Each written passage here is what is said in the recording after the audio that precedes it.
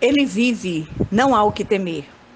No caminho conversavam a respeito de tudo o que havia acontecido. Enquanto conversavam e discutiam, o próprio Jesus se aproximou e começou a caminhar com eles, mas os olhos deles foram impedidos de reconhecê-lo. Lucas 24, 14 a 16.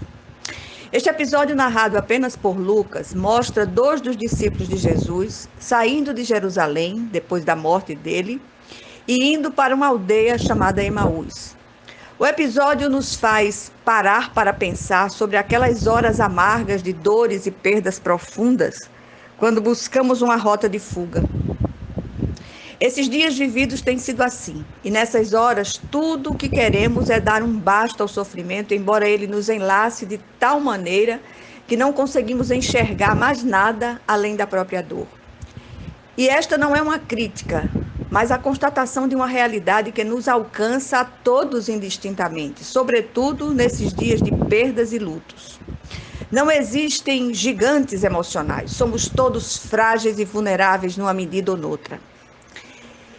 Em uma hora ou outra, baqueamos. A pior das dores é aquela que dilacera nossa própria carne, por mais que sejamos empáticos e compassivos com a dor do outro. Aqueles discípulos entristecidos e, de certa forma, frustrados pela morte de Jesus, parece que haviam esquecido tudo o que ele dissera sobre aquele acontecimento. Às vezes nos deixamos aprisionar pelas dores de ontem e perdemos a dádiva do hoje. Jesus é a própria Boa Nova. Ele vive e podemos crer no amanhã, como diz a letra do cântico. Aqueles discípulos estavam atrasados quanto à última novidade. Assim como aquelas mulheres que haviam ido ao túmulo buscar dentre os mortos aquele que vive pelos séculos dos séculos. A dor e a tristeza tiram a visão da bênção de hoje.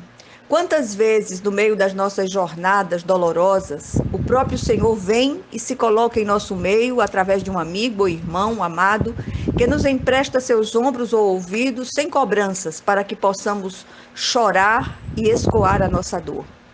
Outras vezes, ele vem silenciosamente e invisivelmente nos inundando com a sua consolação, mas a tristeza e as lágrimas nos impedem de reconhecê-lo.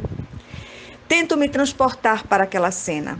Quase posso ver aqueles discípulos cabisbaixos, seguindo absolutamente sem esperança, mas a única que tinham, havia morrido. Parecia fim da linha para eles. Quantas vezes não nos sentimos assim? Parecemos tanto com eles.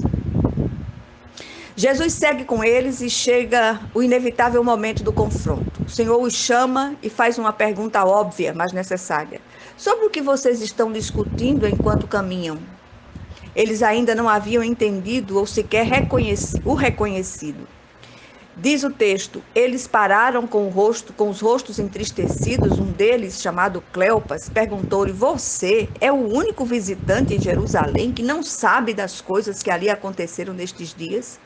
Jesus ainda pergunta, que coisas?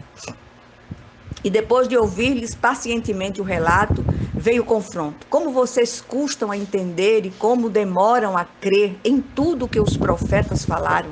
Não devia o Cristo sofrer estas coisas para entrar na sua glória?